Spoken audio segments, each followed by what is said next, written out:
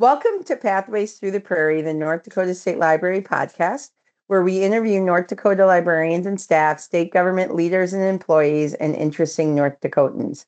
Today, I am joined by Alysa Palmer from the Bottineau Schools, where she is the pre-K to 12 librarian. Alysa started in Bottineau in 2013, but has been working in school libraries since 2006. And thank you, Alysa, for joining me today. Thank you. I'm excited. Me too. Me too. I love talking to librarians. So, Alysa, the State Library's vision is providing pathways to knowledge and opportunities. What was your pathway into libraries? Well, I have always loved to read. Ever since I was little, my mom is a very big reader, and so she always read to us, and books were in our house, and it was something I always loved. And I actually wanted to start out as an English teacher, but my aunt, who was an English teacher, said, "No, you don't want to do that. You don't want to do all that correcting and all that. Nope, you don't want to do that." So then I decided maybe I would be a business ed teacher. And so that's what I did right away. And then I did that for 2 years. And then I had my son, and he was born premature. And I ended up staying home with him his first year. So I took a year off of school. And my mom said, while you're home, we'll help you out if is there any like schooling that you would like to do? So not that I was busy, but that you have something to do to, spend some time on. And I said, I kind of want to look at getting my library credential. And she's like, we'll help pay for a couple of your classes if you want to do that. And so I did that. And then actually, when I went back that next year to school, I moved into the library then right away. I didn't even go back into the business ed classroom. And so I'm always going to be thankful for that because I love my job. I love helping kids find books they enjoy. I love the challenge of kids that think they hate reading and trying to help them enjoy reading. I love the relationships I make with students and staff. I love my job. It's the best. There's days I maybe miss the classroom a little bit, but every day is different, and I love that. Mm-hmm. Mm-hmm. Wow, what a gift that your parents gave you. Yep. And something to help the stress of being at home with a premature baby and all the things that sometimes go with that. Yep, for sure. And what a gift they gave to all your future students that they didn't even know that they were contributing to. Well, thanks for saying that. Yeah. I'm a former teacher, although I didn't teach. I taught for 2 years. And then I always wanted to be in libraries, so I made the jump to libraries and never looked back. So you love helping reluctant readers find books. I always say to someone who says, well, I don't read, I always say, then we just haven't found you the right book yet. Yep. I remember when I interviewed here, I was with the superintendent and the high school principal, and that was one thing I said. I always tell kids, you just haven't found the right book. And that sometimes is a challenge. It's a big challenge. Right. Yeah. So how do you go about helping someone who doesn't like to read find a book? I feel like it depends on the kid, of course, but most kids that are reluctant to read are reluctant for a couple of reasons. And I think one is because reading is hard for them.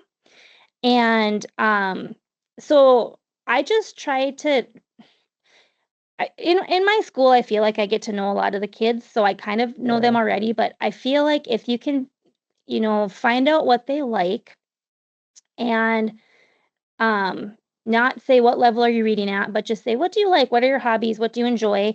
Or is there a book you've read before? Is there a book someone's read to you that you've liked? Is there an author that you've been interested in? But usually it's what, kind of what their hobbies are. And then I kind of go from there and think about what books other kids have been reading that are kind of in their age group, or books that I know that are popular around that subject area. And typically, a lot of times, like I said, it's kids that don't struggle to read. So I try to make it short. In fact, I just had a student, or my pair on the elementary library came and asked me about a 5th grader that was looking for a book to read. And I, just judging by, I know she doesn't like to read because it's hard and whatever. And so I thought, sometimes I start them with graphic novels because I feel like that's, graphic novels are huge in my library. We have a huge section just devoted to that in each one of our libraries now. And kids are just crazy about those. And I just think kids are so visual now that when they can see the pictures, that's something that makes them, I don't even know if they think it's reading necessarily. Mm-hmm. And that's kind of, with this particular student anyways, that's what I'm hoping is gonna work. But I think Sure. you just need to talk to them and figure out what they like and try to see what you can find that would interest them based on that. Mm-hmm. And so for our listeners who may not be in the library world, can you just briefly describe what a graphic novel is? So a graphic novel is like what comic books were to us. Right. I say kids, or people ask, well, what's the difference between a comic book and a graphic novel? I don't know that I have a good definition for that, but like in my generation, it was similar to a graphic novel, or I mean to a comic book. But graphic novels are just panels with pictures and words, and the story is told visually more so than just only text. Mm-hmm. I guess I don't Mm-hmm. know. Is that an okay explanation? No, that was great. That was great. I think one of the difference between comic books and graphic novels is a graphic novel can stand on its own. A Right. comic book often relies on the previous episode or the previous issue and the next issue. Sure. Yep. Not that there aren't graphic novels, there are also series, Yep. but they're a defined these characters Yep. in this series kind of a thing. So, And I think it's interesting because now there's so many novels that have graphic novel formats as well. mhm, And I feel like that's another good way to maybe get kids involved in reading a little bit too, is, read the graphic novel and then read the actual novel and see, make some mhm, comparisons, see what you think. I think they feel it sort of almost feels like more like a movie than like a book when they're sure. reading through it. I feel like, I guess I don't know, but I just know kids are crazy for them. And They we can't are, keep them on the shelves. absolutely. They are, yeah. So how many schools do you have, Alyssa, and how many students? We're in one building, but we have our elementary and our high school are kind of separated. So we have two libraries. We have the elementary one, and then the high school one serves junior high and high school, so 7 through Okay. 12. Same room, just separate No, we're shelves. separate Two parts of the separate building. So it's shelves actually or two two separate separate buildings. libraries. Wow. Yep, Wow, it's that's kind of so cool. amazing. I love it.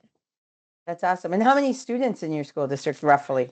I would say we have about 650. Okay. And are you Mhm. primarily in the high school library and then you have a paraprofessional in the elementary? I'm really, really, really lucky because I actually have a full-time para in the high school library, and I have a part-time to three-quarter time para in the elementary library. And so I mostly am stationed in the high school library, and my elementary para does all of the library elementary classes. So I'm super, super lucky. I try to get into classrooms though as much as I can and try to be down there because I love being around the kids. It's so much fun. But Mm-hmm. I don't know. I feel so blessed and so lucky because I have two amazing people that I get to work with, and it works so well because I'm not locked into a set schedule, Mm-hmm. um, and so it gives me time to do all the administrative tasks I need to do, and actually Mm-hmm. this year I am teaching a marketing class as well, so that was a new Okay. add-on, which it's I wouldn't be able to do that if I didn't. I mean, it was kind of out of necessity because we didn't have a teacher in that program and we wanted to keep it going, but I wouldn't be able to do that if I didn't have my Mm-hmm. amazing paras that help me Mm-hmm. out. Yeah, unfortunately, a lot of our school librarians in North Dakota don't have paras and they're No. finding themselves spending more times in the classroom. So Mhm. you're in the classroom enough to sort of meet that need that you said where you kind of miss being in the classroom, yet you Yep. still get to focus mostly as a librarian. Yep. Yep, for sure. What do you think people who are listening would find surprising about your daily job? You know, what you do on every day or what you do on the regular? It's funny that you say that because I was just thinking about one thing in particular, but first of all, one thing I I think is a common misperception is I don't know that a lot of people truly think this, but they say, "Oh, it must be nice to just read books all day." And I'm like, "If only that was my job, it would be fantastic. I never have Right? time to read books." Um, but I think one, my day is never the same. It is amazing how things come up, and the things I think I'm going to get done, I don't get done because things just come up. But I think people would be surprised at the number of time or the amount of time that we spend on book repair. Mm. I this year I've never really paid a lot of attention to it before, but maybe this year is just a rare year, but holy moly, I spend a lot of time on book repair. And how that's do you one thing that repair I think would books? be people might be surprised about. Yeah. And so how do you repair books? Um, well, I use a lot of glue and tape. Okay. Yeah. Yeah. Yeah. And a lot of them this year especially though I've been a little bit pickier about like not this one's been repaired about like our Guinness World Record books. I don't know how many times I can repair those, and finally there's a lot that I'm like I feel like this has been well loved and it's time for it to go away. Sure. Yeah. Yeah. There's That's not and enough glue in the world for some of them. book spines don't seem to last like they used to No, I either. agree. I don't think they make books like they used to at all. And I mean, I get frustrated sometimes, but then I realize like, well, this means kids are looking at it for one thing. Mm-hmm. And I mean, hopefully that's not always why it needs to be repaired, but I try to remind myself that no, there's a lot of hands that touch these books Mm-hmm. and it's what goes along with it. But that's one thing this year that I've noticed more than before is I cannot believe how much time I've been spending on book repair. Yeah.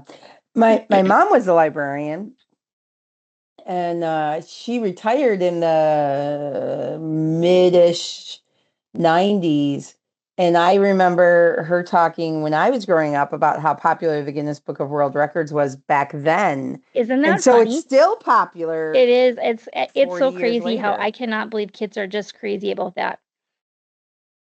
What do In you fact, think it I did is? not have the 2026 Guinness World Records soon enough for a lot of them. I kind of forgot about ordering it, and oh boy, they reminded me right Oh. away. What do you think it is that draws kids into that book? I think I think they can they don't have to read the entire thing. They can just pick out the things that interest them. And I think they Sure. like the fact that there's pictures. And I think they like the fact that um there's information that they can share with other people so they feel really smart. Oh, sure. That makes sense. That makes sense. I think some of them like it too because it's a big book. So they can brag about how they have this big book that they're going to take home. That's hilarious. I find that I shy away from the big books because I don't want them to weigh down my backpack. Uh-huh, I agree, but some kids just think it's really cool to get the big books. That's fun. Um, I'm just my brain's just thrown by that they love that it's a big book. That's so funny. We hear a lot. At least I hear a lot when people find out I'm a librarian. They're like, "Oh, nobody reads anymore. Everything I need's on my phone." But you're finding that's not necessarily true with your students? I think it's interesting because I don't know, probably around COVID time, maybe let's just say. I was really trying to find online resources for our students when we were not in school. So I Mm-hmm. had subscriptions to, like Sora and Tumble Books. And there were a lot of companies that were offering special subscriptions, Junior Library Guild, online opportunities. And I was excited about that because I thought, oh, good, this will carry this over then after COVID and, kids will use it. And I don't know if you guys are familiar with Sora, but I love Sora. You've got, ebooks, audiobooks on all kinds of topics. I love to use it and I listen to the audiobooks when I'm driving and whatnot. I can't get kids to use it because they want to have the physical book in their hands. They don't want to read books on their devices, and in my experience, anyways, Mm-hmm. which I'm really surprised about. So I've tried to provide opportunities for that, but Mm-hmm. the kids that love to read want the book in their hands. There's something about that. I'm kind of the same way. I don't really love to read on a device either. Um, but I don't know. That's a misperception in my school, anyways. I feel like they would much rather have a hard copy of something if they're going to read Mm-hmm. it. And there's a lot of kids even that will print things off because they don't want to read it on the computer too. So, uh, Wow. which makes me kind of happy because I think they do spend so much time on their devices. It's kind of nice to Mm-hmm. see them want to hold a copy of a book and read it too. But Mm-hmm. yeah, I've been kind of surprised by that because I've given lots of opportunities for them to do all kinds of Mm-hmm. things online with reading, and they Mm-hmm. don't really seem interested.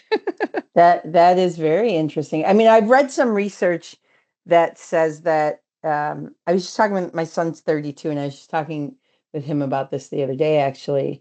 There's research that says sort of that I don't know if he's a millennial or a Gen Z or where he falls as a Yeah. 32-year-old, but kind of his age group and and younger spend so much time on their devices that they are starting to move back to books and paper, printing things out. It's why records made a resurgence a couple of years ago, right? Cassette tapes for just a minute, and I was hoping cassette tapes were going to come back, but they only lasted for about a minute, I think. And then what was the other thing that I was just reading, that a technology that was coming back because that generation, like say the 25s to the 34, 35s, they're so busy. There's the technology, the social media, everything's coming at them always, that they're kind of yearning for that simpler life. And they're starting to bring back like dinner as a family kind of a thing. Yeah. That trend where when a group goes out to eat, everyone puts their cell phone in the middle. And I love this. I wish my friends would do this. The first one that grabs their cell phone pays the bill for the table. That's pretty powerful incentive to not grab your cell phone. I kind of love that. Well, it's funny that you say that because I was just in 6th grade classrooms doing, they were doing a research project. There was topics with the Titanic. And so I went in and talked a little bit about research. And one statistic that I found, and this is from a few years ago, but it basically talked about how people that have information online feel like if they don't catch someone's attention within 8 seconds, they lose them. Basically because the attention span of especially younger people right now is 8 seconds. And so I asked the 6th graders, I said, do you think that's true? And they were like, no, that's not true at all. We have a longer attention span than that. Well, anyways, their teacher after class, she goes to me, I just think it's so interesting that you said that because that is so true. She goes, I stopped to think about that. And she said, they don't realize it, but their attention spans are so short. They can't. And so I thought that was kind of interesting that, and it's true when you think about it, because everything is trying to catch your attention right away. Right. And it's probably true. You turn away from it. And I believe that. I believe 8 seconds is probably correct. But I will say one other thing about with technology and whatnot. It has been so nice this year at school. We didn't have a set cell phone policy in school until this year. It was kind of up to the teachers what if students could use them or have them in the classrooms or not. And it has been so refreshing right now that they can't have their cell phones at all because it's law. And it's been so fun to watch kids talk to each other, have conversations. In classrooms, I feel like our discussions have been a lot more meaningful. And I feel like we've been using the time because, in the past, like the last 5 minutes of class, if people were done, they take out their phones. Well, now they can't do that. So now it's almost like, I don't know. I feel like it's helping even build relationships with teachers and students because then maybe you have to visit those 5 minutes with the students and the teacher and whatnot. So that's been really, really nice. I've enjoyed it a lot. And it's not us saying it. It's like we can say, nope, it's a law. You can't have it out. Right. They still have their computers, but I feel like I just feel like I see kids talking more and I love that. That's what a beautiful unintended consequence of that law. Yep. That probably no one could have predicted. Was there a lot of pushback from the students? I remember last session when that law was being debated. I work with the youth ministry group in my church, the middle schoolers, so 6th, 7th, and 8th graders, but we have high schoolers that work with us. And I remember one of our high schoolers was like, hey, you do something where you talk to the legislators, right? And I said, yes. He goes, well, do you ever talk to the governor? I was like, well, not very often, but once in a while. He's like, well, I need you to talk to the governor about this phone thing because I'm going away to school and my girlfriend's a year younger. And how am I going to talk to her if she can't have her phone in school? And it was so much fun. It was a civics lesson, right? I said, well, you need to find out who your legislators are and you need to contact them. And here's what that looks like. Yep. But it was also an opportunity to say, why do you have to text her while she's in school and you're in school and you're supposed to be focusing on learning? Yeah. And and I saw him recently. He was back home for the weekend for the St. Mary's Carnival, which is a big thing in Bismarck, right? And I saw him with his girlfriend. So clearly it hasn't, it didn't ruin their relationship, right? Oh, funny. But yeah. And so what has been the reaction of your students? I think right away kids were really upset about it. And there's still some that, I mean, they grumble about it a little bit, but in reality, and I'm not naive enough to believe that we don't have some kids that do sneak their phones and do whatever, but for the most part, I think they've been okay with it, and they've even recognized that it's good for them to not be on them. So, Mm, um, I've kind of been impressed with how they've handled it, to be honest. I Right away, love that. I always say it's kind of like anything. Right away, they're mad about it, but then like now, it's just the norm, and it's what it It is, and just is what it's. it is. Yep. Hmm. Yep. Has it, Alyssa, have you found, has it impacted your library at all? Like, is your library busier because now kids don't have their cell phones, so they're in the library more, or they're checking out books more? Hmm. Um, that's a good question. Libraries have changed so much since, when I was young, you were in the library and you could hear a pin drop. It had to be perfectly quiet and Mm-hmm. and now, that's not really how our library works. I've tried maker spaces, and actually the high school kids, it hasn't been that popular with, but I actually have puzzles. We have Mm, a whole table where kids can work on puzzles, and then I have a whole bunch of different board games and card games, and kids are crazy for Uno. Like that's their favorite. So I do I have a excuse me, I have a lot of students and even maybe from other classrooms that'll come and get games. And they'll take them back to a classroom and they'll stand there and they'll play. And I don't know if we're necessarily busier, but we're louder sure. because, and I know our principal said he really notices the lunchroom is a lot louder now too. But we have lots of kids, and it's just fun because, like I said, they're interacting. Mm-hmm. And they might get a little bit loud, but I love to hear it because I'm so happy that they're talking and not sitting with their nose buried in their Mm-hmm. phone. I Right. don't No, know I that love it's that. caused us to check out more books necessarily, but I feel like our traffic flow is maybe a little bit better because we have, those games and things that they can play. Mm-hmm. But I Sure. cannot get over how crazy kids are about the puzzles and how possessive they get of them. We have a big long table where we used to have desktop computers and now we got rid of those. And so that's a really good place for them to they can work on puzzles and they just sit out and anybody can work on them. Well, I think we have about 3 puzzles going right now. And they don't want the 100-piece ones. They want the 1,000-piece ones, which I thought was interesting. And there was two senior boys that were working on one day, and the one said to me, "Can you make sure nobody touches our puzzle?" And I said, "No, because I can't babysit your puzzle all day, and it's supposed to be a public area where anybody can work on them." And they were not happy with that answer because they wanted to be the ones that did. And the funniest part was, one of our paras who has a classroom that, the door, we have a shared door. She'll come into the library every once in a while and she'll do a piece of their puzzle and then another piece of their puzzle. And I just giggle because I'm like, it's not even a student that's helping you with your puzzle. It's an adult.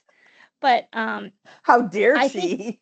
that cracks me up because that's one thing I didn't think would be as popular as it is. They love puzzles Mm-hmm. A and the lot big of our ones. public libraries have added that as well, like the community puzzle, and they circulate puzzles and they circulate board games, and they're Hmm. extremely popular. Yep. Very popular. Yeah, I love that. What other unusual items or, not traditional items do you have in your library? Let's see. What do I well, we used to have a charging station for phones, but that kind of we don't really need anymore. We do have a charging station set up for Chrome. Every student in our school gets a Chromebook. Okay. Actually 5 through 12. And it's our one-to-one policy. They each have Mm-hmm. their own. So I have actually it's like a dish drying rack set up and I have cords wrapped around it. And so they can set their computer in there and plug it in. And so Okay. that's a little unusual, but it works for for our purposes. Sure. We do have a Cricut, Mm. but kids haven't really been that interested in it. I've had more teachers use it than kids, which kind of surprised me a little bit. Um, like I said, we have the puzzles, we have the games. I have big coloring pages up on the wall. That is another thing that they can do like as a Oh, community. fun. Um, And do they do that? Do they like that? they do. Yep, they do. It's kind of fun to see the progress they make too and how it's kind of fun when the different colors you see, and I kind of enjoy that. Um, like I said, I've tried some maker space stuff, and that just hasn't really gone over. Last week and this week, we've been doing some Winter Olympics trivia. Um, Fun. yeah, I don't know. There's things I've tried, and there's things. It's really hard to know what, especially high school kids are gonna are gonna be into. You think you have a really great idea, and then like the amount of kids that play Uno. I'm not kidding you. I never would have ever guessed that in a million years, but I probably have 8 decks of Uno out on my shelf, and there's many days that they will all be used. They love chess and checkers. So that's been my most popular thing, has been having those puzzles and those games, to be Sure. honest. Love that. I love that you're meeting the needs of your community where they're at today. And tomorrow they may be somewhere else. And then you're going to meet their needs Yep. where they go to. Yep. And that's what libraries do, right? I have to tell you, our actually, community where they're at. one thing that kind of cracks me up is, have you ever played the game Headbands? Where you have a No, but I've heard headband of on, it, and you have a yeah. card, and the person across from you has to guess what the card is, or you have to guess the card based on the clues the person is giving you. Well, in art one year, our art teacher had the kids make up their own board games. And some kids made up a board game of headbands, but it was pictures of students that were and staff that were in school. And the kids love that. But the problem is the game gets outdated because, we have kids graduate, and then the younger kids don't know who they are. So we've had 3 editions of that game updated over the last 3 years, I because love that. they love that. They have a blast, and I'll have some kids, they'll be like, "Mrs. Palmer," because I'm also the yearbook advisor, so I have all the pictures. They're like, "Can you share some of those pictures with us so we can make an updated version?" And I'm like, "Yes." That's Oh my gosh, cool. that's so fun. I love that. That's awesome. So, Alyssa, if you had to give your elevator speech, right? What's one thing you want our listeners to take away about your library? I hope that everybody feels welcome in my library. I try really hard to make it a welcoming place, and to be someone that is willing to listen, someone that is willing to, help kids. And it doesn't have to even be with reading. I'm willing to help kids, staff, anybody with anything. I just think libraries in general are a place for everyone, where everybody should feel welcome and should feel included. And it's just a safe space that, come and hang out, come and find a book to read, come and visit. I just want everybody to feel welcome. Love that. And I think you just described that's the library world, right? We want everyone to feel welcome. For sure. Alyssa, I never ask a librarian what their favorite book is, because how could you pick one? But what is a book that you've read, it can be recent or not, that you really enjoyed and you love sharing with other people? So, I guess I actually just recommended this book to a student yesterday. I read The Insignificant Events in the Life of a Cactus, probably, I don't know how many years ago. And are you familiar with that book? No. It's about a girl that's born with no arms. Okay. And her family moves to Arizona, and I think she's maybe 12 or 13 in the book. And so she's, going to this new place, and is a little bit different than, everybody else, and, her trying to find her way. And I love it because I feel like it teaches us a couple of things. One, compassion, and two, it teaches us that, maybe our life isn't as difficult as we thought, when we see what struggles other people have. And I don't know, I love that book because it keeps you engaged. It's a really good story. But it's one I will always recommend to kids because I think it is fantastic. That's a new one for me, so I'm going to write that one down. It's great. Alyssa, thanks so much for joining. It was so much fun to hear about your library and the way that you're meeting the needs of your students. Thank you. And I really appreciate appreciate you joining us today. Thank you. Thank you, everyone, for joining us today. We look forward to a future episode of Pathways Through the Prairie.